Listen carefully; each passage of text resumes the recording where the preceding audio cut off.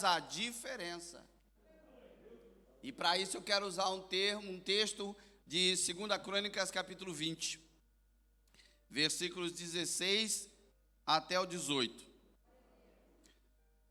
A gente fala de guerra, a gente fala logo para reis, né? Porque reis é onde tem tudo. Era guerra em cima de guerra, uma guerra atrás da outra. E aí nesse texto diz assim, versículo 16 ao 18, diz assim, 2 Reis, capítulo 20. Amanhã descereis contra eles.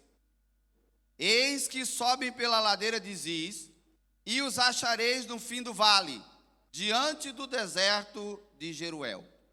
Nesta peleja não tereis de pelejar.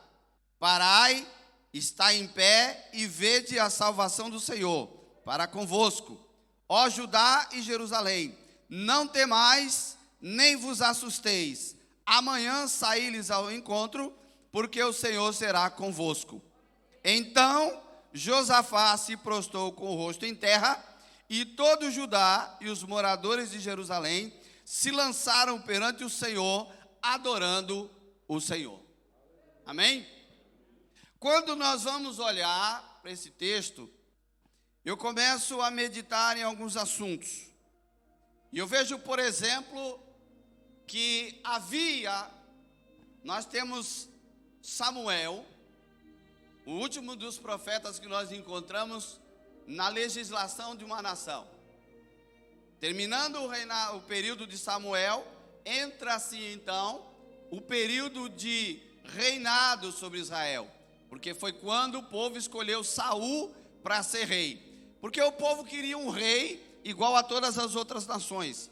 Eles não queriam mais um sacerdote, um profeta, como um juiz, como era o caso de Samuel, que tinha esses 3 ministérios, dominando sobre a vida deles. E quando Samuel vai ter com Deus, Deus fala para ele assim: Samuel, não estão rejeitando a você, mas estão rejeitando a mim. Então o povo rejeita e começa o período dos reis. E nesse período, a gente já sabe, você sabe bem, depois da morte de Saul, entra o reinado de Davi, depois o de Salomão, depois do Jeroboão, e vai indo assim, até que o reino se divide. E nós vamos entender que isso era uma dinastia. Por quê? Porque saía de pai para filho, pai para filho. E quando nós encontramos esse texto está falando do rei Josafá. Mas Josafá era filho do rei Asa, um rei que, segundo a Bíblia, também era um homem que fez algumas coisas interessantes. Por exemplo, fez um novo pacto com Deus, tirou toda a idolatria do meio do povo. Mas o rei Asa também fez algumas coisas que não agradou a Deus. Como, por exemplo, no dia que ele resolve fazer uma aliança com Ben-Hadad. Por quê? Porque ele viu que Israel vinha sobre ele, então ele resolve fazer uma aliança com Ben-Hadad. E Ben-Hadad era um rei que estava do lado de Israel, mas ele pagou a esse rei para ficar do seu lado, esquecendo-se que primeiro de tudo ele tinha do lado dele Deus. Ele deixa Deus para fazer uma aliança com o homem. Só que se ele fizesse a aliança, era uma situação.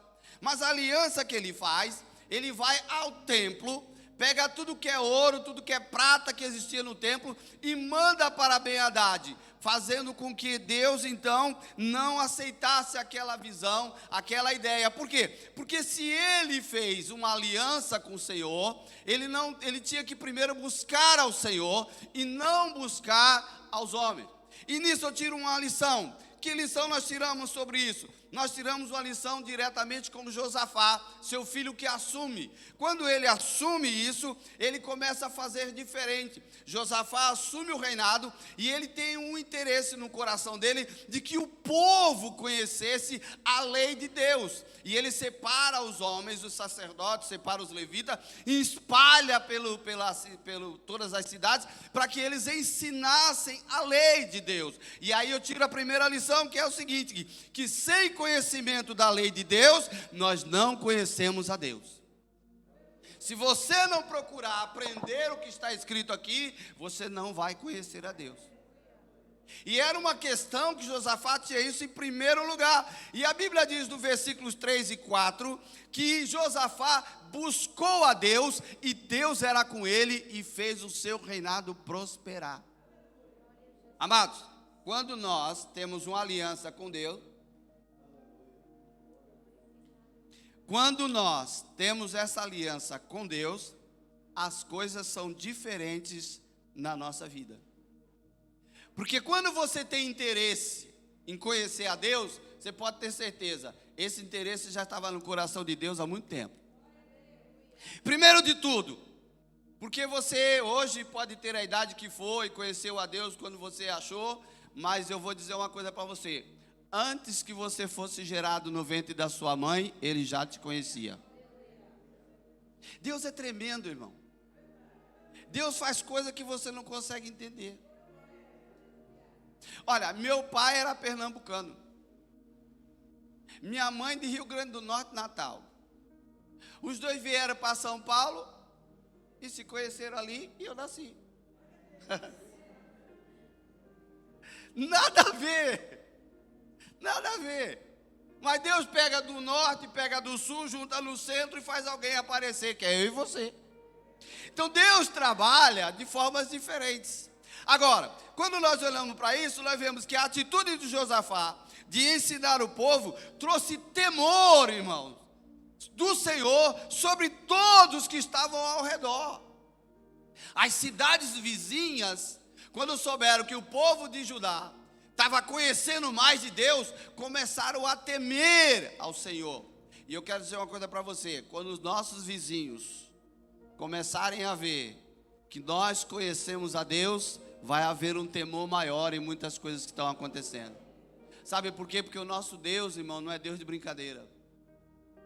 O nosso Deus, Ele trabalha por aquele que espera nele. E quando eu vejo isso, eu vejo que Josafá, ele era um homem que era abençoado por Deus, mas ele cometeu uma falha. E aí eu pergunto para você: você é melhor que Josafá e não erra?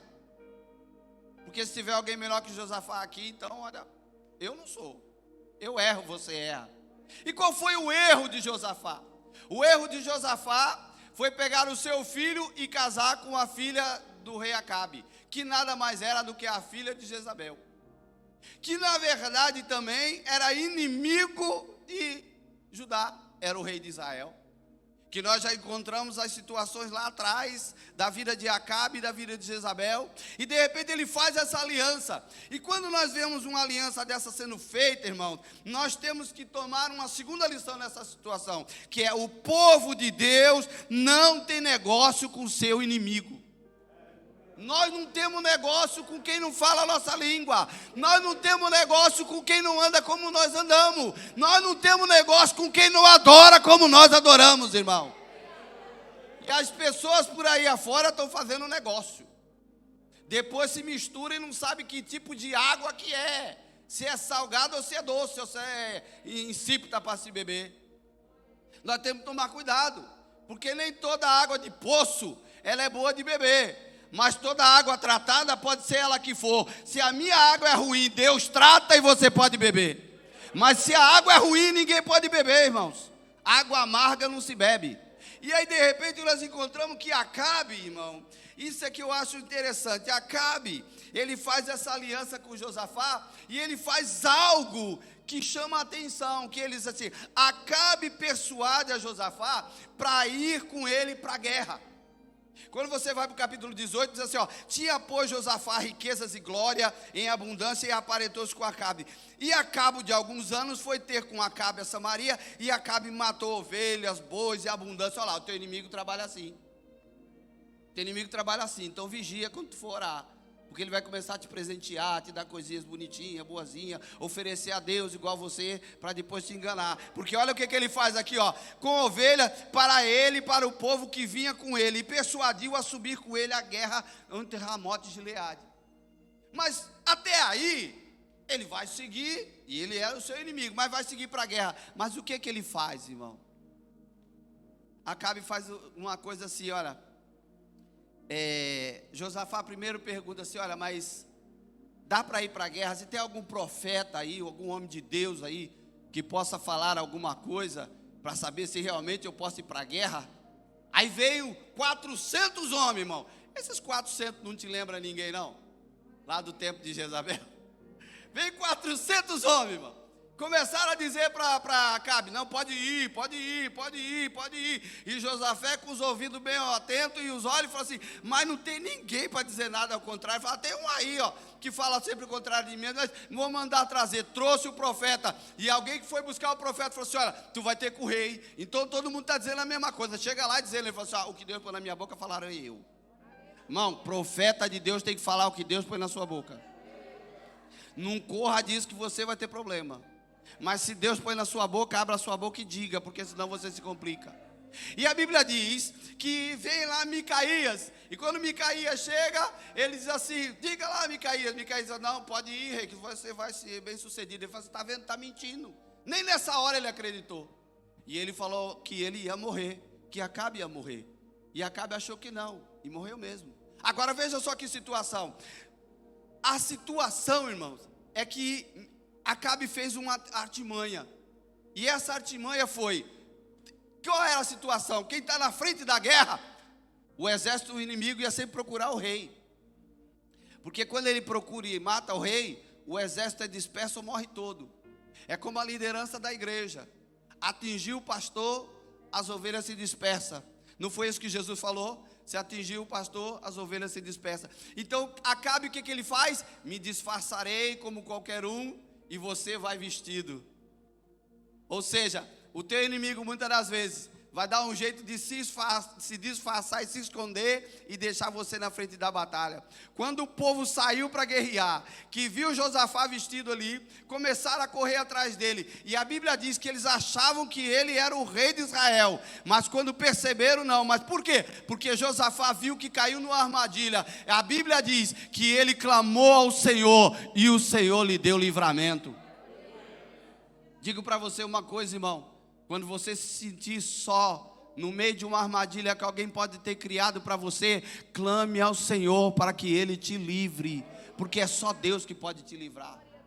Quantas coisas são feitas para nós, quantas armadilhas são feitas para nós, quantas situações do nosso trabalho são colocadas para nos colocar em xeque, mas eu digo para você, Deus ainda é Deus para trabalhar pelas nossas vidas. Deus ainda é Deus. E eu quero abrir um parênteses aqui. Eu trabalhei com um rapaz, e foi o primeiro português que eu trabalhei na minha vida. E não foi aqui em Portugal. Para deixar bem claro. E eu lembro muito bem que naquele escritório, quando eu trabalhava, uma grande maioria das pessoas daquele escritório eram frequentadores de um centro de Umbanda. E quando eu me converti, eu estava ali, no meio daquelas pessoas que trabalhavam ali. Eu nunca fui frequentador dessas coisas, porque minha mãe, mesmo fora do caminho do Senhor, ela me ensinou a não caminhar nesses lugares. E eu lembro muito bem que um dia eu estava falando de Jesus para um homem, e aquele homem se levanta e falou umas bobagens lá. E quando ele quis realmente falar as besteiras que ele queria, eu mandei ele ficar quieto e falei assim, você não conhece Deus. E Deus vai fechar as portas para você. Foi a palavra que eu dei para ele. E eu lembro muito bem que aquele moço estava vendendo sua moto, estava comprando um apartamento, estava para se casar. E de repente, do nada, quem comprou a moto não pagou, sumiu. O apartamento que estava tudo acertadinho já para assinar e pegar a chave, o banco fechou, não quis mais negócio. E o casamento dele começou a enrolar todas as coisas, e ele chegava na minha mesa e olhava assim para mim, e falava assim para mim, olha, eu queria falar com você. Eu falei, pode falar. Ele falou assim para mim assim, não, mas nada não, deixa para lá. E eu estou vendo a situação enroscar, porque ele falava para todo mundo, e todo mundo ouvindo, e eu ouvindo. E eu falava assim, é Deus trabalhando na vida desse homem. E um dia, num sábado, ele chegou assim para mim e falou assim, Celso, dá para a gente conversar ali? Eu falei, dá, pode ser. Me levou numa sala separada, falou, rapaz, a minha vida está assim, assim, assim, assim, assim, assim. Eu falei para ele, tu lembra quando tu se levantou com aquelas asneiras que você falou a respeito de Deus, e eu falei para você que Deus ia fechar as portas? Ele falou assim, pois é, rapaz, então Deus fechou a porta. Ele falou assim, o que eu posso fazer? Eu falei assim, eu posso orar por você. Ele falou assim, tu pode orar por mim? Eu falei, pode, Deus vai abrir as portas para ti. Ele falou assim, então ora aí para mim. Eu falei, ora, tá bem, dobra o joelho ali. Aí ele falou assim para mim, eu tenho que dobrar o joelho? Foi, meu amigo, quem está precisando da bênção é tu. Então dobra o joelho aí que eu vou orar por você. Aí ele dobrou o joelho, eu fui do lado dele assim, pus a mão na cabeça dele e falei: Senhor, perdoa esse homem, porque ele não sabe as bobagens que ele falou. Mas o Senhor é Deus, mostra para ele quem tu é. E saí. E ele falou assim para mim: é só isso? Eu falei: é só isso. É só isso aí. Tá bom. Na mesma semana, irmão, o homem da moto apareceu e pagou ele. O banco ligou para ele, abriu as portas e vendeu para ele o apartamento. As coisas do casamento começou a desenrolar ali. E ele começava a olhar para mim e eu falava assim: tá vendo aí como é que Deus é bom? Falava para ele. E um dia alguém se levantou no escritório para falar a respeito da minha vida e querer pular, cair falando do evangelho. E falou assim: ó, fica quieto, não te mete que tu não conhece o Deus desse homem. Porque Deus, irmão, trabalha por você. Agora, cuidado com quem você ajuda. É uma lição para ti. Cuidado com quem tu ajuda.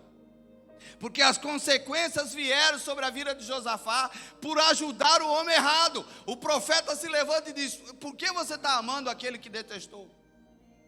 E a Bíblia diz assim, olha, que Josafá foi avisado que o inimigo viria. No capítulo de número 20, você vê que Josafá é avisado que está vindo uma multidão contra ele. E quando ele é avisado daquilo, a Bíblia diz que Josafá temeu. Temeu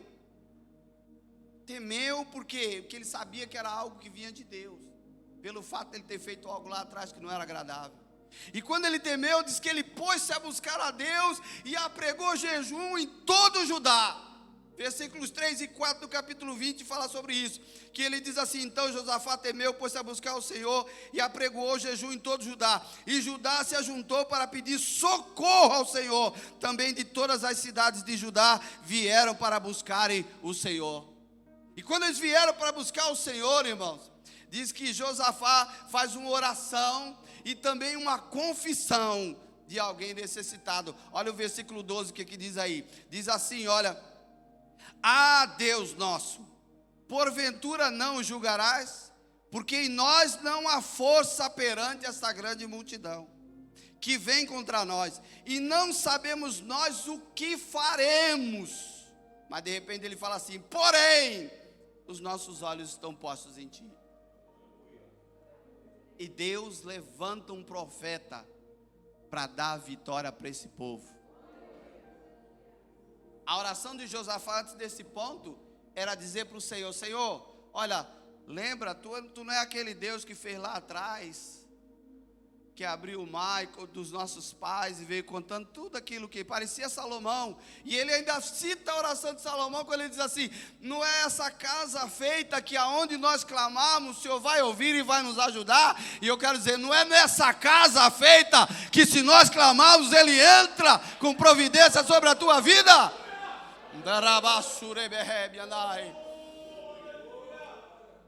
Eu vou dizer para você que uma oração embaixo do pé de coqueiro também resolve. Mas esse lugar foi consagrado para você buscar a Deus. Esse lugar aqui é o lugar santo. É um lugar que quando você entra dali para cá, quem está de olho em você não é eu, não é o pastor não. É quem está lá em cima que está vendo você. E tem um corinho que alguém diz aí: quando aqui cheguei, meu Senhor já estava. Só é porque você chegou atrasado. Porque se você chegar na hora, Ele chega junto com você. Deus não fica aqui te esperando não. Deus, tu vai embora, Ele vai contigo. Quando tu chega na igreja, se Ele já estava, é porque alguém chegou primeiro que tu. É, meu amigo. Porque quando eu chego, Ele chega comigo. E eu vou dizer uma coisa para você: por onde você caminhar, Ele caminha com você. Aonde você deitar essa sua cabecinha, Ele vai deitar do teu lado. É Ele que vela, é Ele que te guarda, é Ele que não tosqueneja, é Ele que abre a porta que você precisa. Você precisa entender que você está numa guerra. E como eu dizia assim, a oração que faz a diferença. Quando ele faz essa oração, Josafá foi avisado que ele faz essa oração, Deus manda a resposta no versículo 14, quando ele fala, e eu tiro uma lição disso aí: Deus sempre terá uma resposta para você. Nunca Deus vai deixar você sem resposta. Eu olho para Jó com tantas perguntas. E quando Deus resolveu responder perguntando, deu um nó na cabeça de Jó. Deu um nó. O que você faria se fosse a situação com você? Eu sempre gosto de fazer isso. As pessoas às vezes perguntam para mim alguma coisa, eu inverto a situação e pergunto: e você faria o quê? Porque é muito fácil, muitas das vezes, nós julgarmos, condenarmos, falarmos contra. Olha, irmão, é uma maravilha pegar a Bíblia Sagrada hoje. Para ela chegar na sua mão, muito sangue foi derramado. Para você ter entendimento disso aqui, precisou aparecer um homem chamado Gutenberg, que foi o inventor da imprensa, que fez os primeiros tipógrafos, para fazer as primeiras folhas escritas. A invenção da escrita, só Deus para iluminar um homem, para poder distribuir essa palavra pelo mundo afora, em tudo e quanto é língua, irmão. E muitas das vezes a gente se perde com isso aqui. Mas essa lei escrita, ela é escrita também aqui na tábua do seu coração, que nem Davi: guardei tua palavra no teu coração, para não pecar contra ti. É assim que funciona, e a Bíblia diz assim, ó, que Deus sempre terá uma resposta. Agora, a vitória de Josafá foi através de uma coisa que eu acho lindo, irmão. Pegou da espada, saiu cortando pescoço de cabeça, não foi? Foi não. Ele consulta os sacerdotes, e olha o que ele faz. Vamos botar o povo para cantar. Bota o povo para cantar, irmão. Você já pensou você ir para uma guerra com o povo cantando? Já imaginou? Aí aqui a gente vai para a guerra assim, ó. A igreja segue caminhando, segue caminhando. Assim que a gente vai. E eles vinham cantando. Sabe como é que era o canto que eles cantavam aqui, ó? Eles de cantores, eles louvando a majestade santa, saindo diante dos armados, dizendo: louvai o Senhor, porque a sua benignidade dura para sempre. Olha só, irmão. Bota um exército com um monte de cantor na frente. Cantor pensa que não tem valor. Se você cantar na unção, você vai ver o que acontece. Mas se você cantar na carne, meu amigo, não vai virar nada. Mas quando eles saíam cantando do louvai ao Senhor, porque a sua benignidade dura para todo sempre, o povo ia com vontade, irmão. Bem, louvai ao Senhor, louvai ao Senhor, louvai ao Senhor, louvai ao Senhor. Agora, como é que foi a situação? A Bíblia, olha só que coisa linda. Diz assim: e ao tempo em que começaram com júbilo e louvor, o Senhor pôs emboscada contra os filhos de Amon e Moabe, e das montanhas de Seir, que vieram contra Judá, e foram desbaratados. Ou seja, o povo cantando e Deus guerreando, o povo cantando e Deus dando vitória, o povo cantando e Deus fazendo, o povo cantando e o Senhor trabalhando por nós. Aleluia! E aí quando eu vejo isso, eu acho tremendo, porque quando o povo chega na beirada da montanha, que olha para baixo, só tem corpo tombado. Não precisou nem matar ninguém, estava tudo morto. Porque começaram uns aos outros se matando daquele jeito, só com o povo louvando a Deus. E aí o que acontece? Diz a Bíblia que eles fizeram 3 dias de apanha. Pegaram 3 dias, porque o despojo era tanto, levaram 3 dias pegando ouro, tudo que achavam no meio dos soldados inimigos, e ainda ficou coisa para trás. E no 4º dia, eles resolveram voltar, cantando, adorando a Deus e fazendo um culto de gratidão ao Senhor. Eu quero dizer para você, mais uma liçãozinha para ti. É a 6ª lição que eu te digo hoje. Louve a Deus nas dificuldades, porque Ele já te deu a vitória. Nós temos um hábito de querer louvar ao Senhor, adorar a Deus, pois que a vitória está na mão. A vitória já está na mão desde a hora que Deus entrou na guerra, amado. Não interessa a sua dificuldade. O que é grande para você, o que é grande para mim, não é grande para o nosso Deus. Não é grande para o nosso Deus. Porque o nosso Deus, Ele é capaz de fazer todas as coisas. Ele cuida de você em detalhes. O evangelista Tiago já contou coisas aqui hoje. Ele cuida de você em detalhes. E só vou te dizer uma coisa: como a oração faz diferença. Eu comprava folheto para a igreja que eu estava, há muitos anos atrás isso. E quando eu fui comprar os folhetos, primeira vez, eu estava desempregado. E aí o tesoureiro me deu dinheiro, falou para mim comprar o folheto. Eu fui comprei os folhetos, e eu não tinha dinheiro. Peguei os trocos daí, paguei o ônibus, o autocarro e voltei para minha casa. À noite entreguei para ele a nota, a fatura. E ele falou assim para mim: está faltando dinheiro aqui. Eu falei: irmão, eu paguei a minha passagem. Ele disse: mas não pode não. Mas não pode não, irmão. Olha, o senhor não me falou nada, eu precisava vir embora. Tá bem, olha, tá bom. Aí ele falou: eu vou pôr agora, mas da outra vez não tem não. Tá bem, olha, tá bom. Passou mais uns dias, fui lá e comprei um pacote de... Estou eu lá na loja de novo. A loja ficava uns 30 quilômetros da nossa igreja. Fui lá, um pacote. E aí, falei: Jesus, o tesoureiro disse que eu não posso pagar a passagem para voltar, eu não tenho dinheiro. Eu tinha recebido um passe de ônibus, fui, mas não tinha como voltar. Aí o que eu fiz? Estou com aquele pacote na minha mão, fiquei dentro da loja. Ia para lá, ia para cá. A irmã da loja chegava: ô irmão, tá precisando de mais alguma coisa? Não, mas tá tudo bem. tá tudo bem, mano. Não preciso mais nada, eu só estou vendo umas coisinhas aqui, uns livros, uns negócios. Eu olhando para lá. E eu ficava assim: Senhor, tem misericórdia, eu tenho que ir embora. Tem 30 quilômetros para trás, Jesus. Eu tenho que andar, vou ter que andar. Como é que vai ser isso aí? Aí disso, chegou um irmão bombeiro. Ele chegou assim, veio para apagar o fogo mesmo. Chegou assim, entrou na loja, olhou para um lado, olhou para o outro, bateu os olhos em mim, virou em mim e falou assim: Celso, Pai do Senhor, tá bem? Tudo bem, irmão, graças a Deus. E aí, como é que vai? Tudo bem. Me abraçou, chegou na minha camisa, botou um dinheiro assim e falou assim: Deus mandou te dar para você voltar para casa. Você está na guerra? Saiba que o dono da guerra, ele comanda todas as coisas na tua vida. A oração faz a diferença, amado. A tua oração faz a diferença. Aonde quer que você vá, a oração vai fazer a diferença. Se nós começarmos a contar muita coisa, você vai longe, vai virar a noite. Mas a oração faz a diferença. E eu digo para você, se nesses 3 meses você não aprendeu nada sobre oração, começa a dobrar o joelho e Deus vai falar mais contigo. Porque é uma guerra, não é fácil de ser vencida, mas o nosso Deus, Ele é fiel.